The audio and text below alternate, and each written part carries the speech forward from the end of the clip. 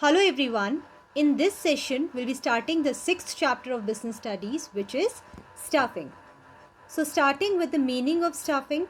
See, as we know, the success of any organization does not depend upon the physical and financial resources of the organization, but it depends upon the utilization of these resources by human resources. So human resource plays an important role to the success of any organization. So the key to success of any organization is placing the right person to the right job. So staffing means finding the right person for the right job, having the right qualification, doing the right job at the right time. So as we know, there are many management functions. We have already studied the planning function and organizing function. After performing the planning and organizing function, the third function which the manager performs is staffing. So staffing includes manpower planning, recruitment, selection, training, etc. Now some importance, need or benefits or advantages of staffing function are: first is filling the roles by obtaining competent personnel. Staffing function is needed to fill the job position. See, there is no use of job position until and unless these are occupied by the employees, and it is staffing function only with which the employees are appointed to fill the vacant job. Next is placing the right person at the right job. Staffing ensures higher performance by placing right person on the right job by proper recruitment and selection. And these employees are placed to the job according to their qualification. Third is growth of enterprise. By appointing the efficient staff, staffing ensures continuous survival and growth of the enterprise. As we know, the organization grows by the efforts of employees only.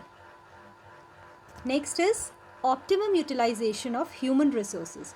Through manpower planning and job analysis, we can find out the number of employees and the type of employees required in the organization. So with this, there is no chances of shortage or underutilization of resources. Now next is helps in competing.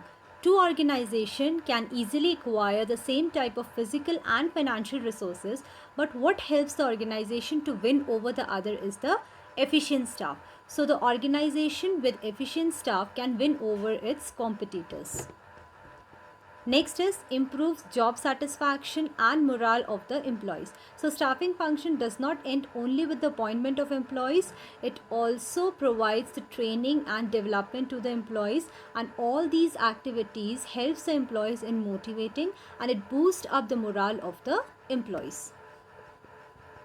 And the last importance is key to effectiveness of the other functions. So no other functions of management can be carried out without efficient staffing function, because all the functions are performed by human beings, and human beings join the organization by staffing function only. Now next is staffing and human resource management. So staffing is a part of human resource management only. Staffing includes placing the right person at right job, and human resource management involves determining the organization's need of human resources, recruitment and selection of best employees, training, development, compensating and rewarding the employees. Generally, when all these functions are performed at small scale in small organization by every manager, then it is called staffing function by line manager. But when these functions are performed at large scale in big organization, then there is a need to create a separate department called human resource management department. So presently the human resource management concept includes various activities such as human resource planning. It includes the number and types of persons required to fill the vacant job position of the organization. Second is employing people by the process of recruitment, selection and placement of the person. Third is career growth. Career growth includes training and development of the employees. Then is performance appraisal. Performance appraisal includes the feedback. Motivation includes financial and non-financial incentive for the employees. Compensation, or we can say remuneration of the employees by keeping in mind the qualification of the employees. Providing social security and welfare of the society. review and audit of the person's policies and procedure. Now next is staffing process.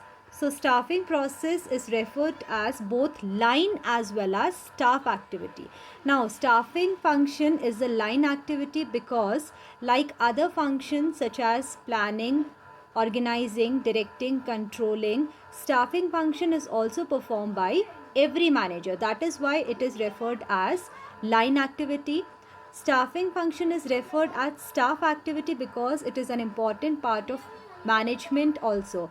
Like financial management, marketing management, there is also a need of human resource management department in a large scale organization. So that is why staffing function is also referred as staff activity.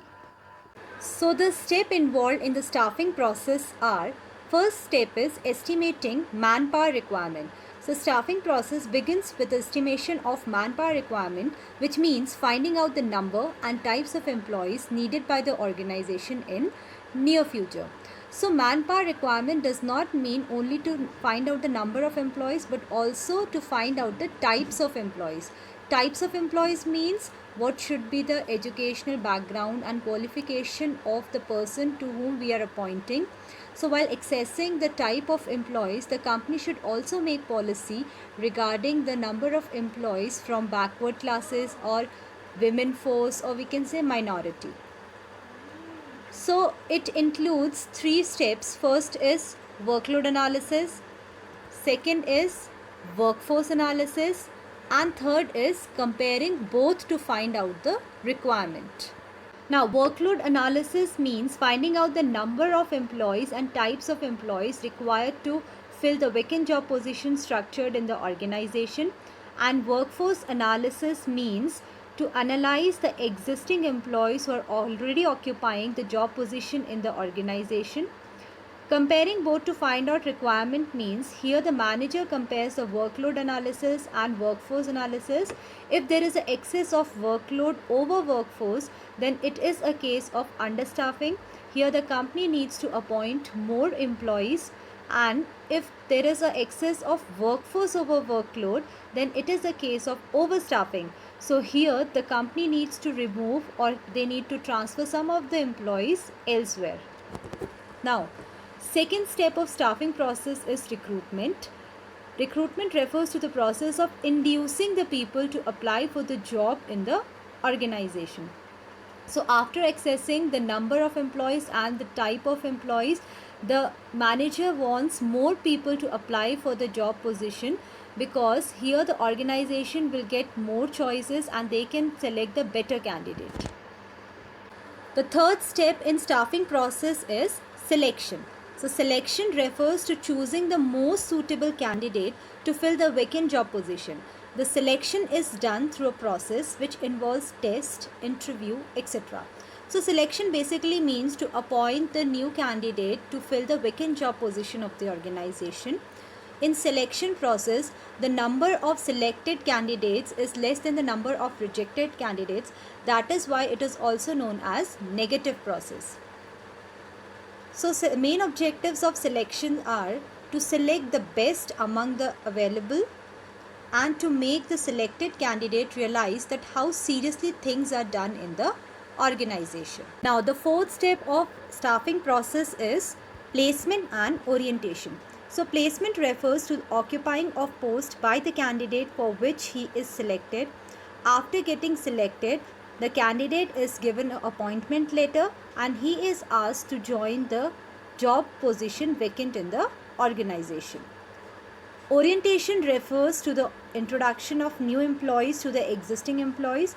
In large organization, a big orientation program is organized to familiarize the new employees with the existing employees. But in small scale organization, the supervisor takes the candidate or the employees on round and he introduces him with the existing employees. The last step in staffing process is training and development.